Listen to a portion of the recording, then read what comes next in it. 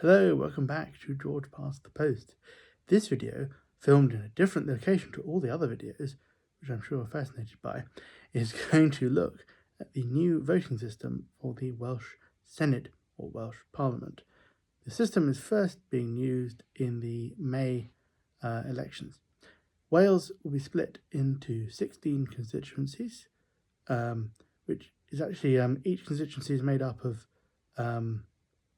an combination of two Welsh UK Parliament seats. So there are 32 Welsh seats in the UK Parliament, and they've basically, for each of the Senate seats, they've combined two of them to form one. So 16 constituencies. In each constituency, political parties will put forward a list of candidates, and any independents that stand will put their own name forward. Voters will vote for one party list or independent by putting a cross in the box. And each constituency will elect 6 members. Now, how does this system work? Well, all the votes are counted, and then, the moment we've all been waiting for, the D'Hondt formula is applied to determine the 6 seats. So how many seats each party is entitled to. Now, the first seat allocation is quite straightforward. Simply the party list with the most votes gets the first seat. That's because the formula is, and are you still paying attention? Is the number of votes cast divided by the number of seats 1 plus 1. So for the first round, that's obviously nobody's won any seats yet, so it's the number of votes divided by 0 plus 1, which is 1, which means it's the number of votes you had in the first place. So it's the list with the most votes. For the second seat, that same formula is applied. So obviously the party that's won the first seat, their total is now halved because it's the number of votes cast divided by 2. And then after that calculation, the list with the highest total gets the second seat, and this process continues until all 6 seats are allocated.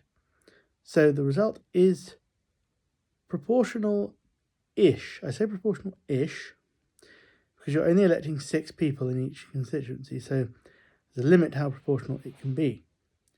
And there are 2 main things that will determine how many seats each party wins. 2 interactions, which may seem a bit bizarre to say this, but obviously the number of votes, the percentage of votes that the party gets, but also how all the other parties do, how fragmented the vote is or not. So let me run you through a few examples. If, let's say we've got 5 parties, A, B, C, D, and E. Let's just say that party A gets 50%, party B gets 47%, and the other 3 get 1% each. So it's effectively a 2-party election. In that scenario, both parties A and B will get 3 seats each. But if let's say party A, in a different scenario, party A still gets 50%, but the vote for the other parties is much more fragmented. So let's say, party B gets 14%, C 13%, and 12%, and the rest. In that scenario, even though they only got 50% of the vote, party A could actually get 4 seats, and party B and C would get 1 each. So it's still possible for a party to get more seats than their vote share would entitle them to. And while I don't expect that there'll be any constituencies in Wales necessarily where a party would get an overwhelming majority, mathematically, if a party were to get 67% of the vote, let's say party A gets 67% of the vote, if the rest of the vote is coalesced behind party B, so let's say party B get 30%, the result would be 4 seats for party A, 2 for party B. But again, if that 33% is fragmented differently, so let's say party A gets 67%, but then the rest is split 9%, 8%, 8%, 8%. In that scenario, unlikely to happen, but it's still possible, Party A would actually win all 6 seats, despite only getting 2/3 of the vote. They would get 100% of the seats. In terms of the minimum vote share you might need, it's around 12% of the vote. But again, that depends on how the other parties do. If it's a very fragmented election, so let's say none of the parties get above 24%. Let's say Party A gets 23%, and the other parties are fragmented, and let's say Party E gets 12%. In that scenario, Party A would get 2 seats, and all the other parties would get 1 each, including Party E on just 12%. But in a different scenario, if Party E still gets 12%, but the vote share for, say, parties A and B is much higher, say above 30%, then in that case, the result would be Party A 2 seats, Party B 2 seats, C and D 1 each, and E none, even though they got 12%. So that shows how the system is meant to be proportional, and is obviously more proportional than it would be under a first-past-the-post system, but less proportional than it could be. So in total, there are 96 members of the Senate, and as I say, each constituency will elect 6 members. And so, therefore, the overall result, obviously each constituency will be different, I'd say will be proportional-ish.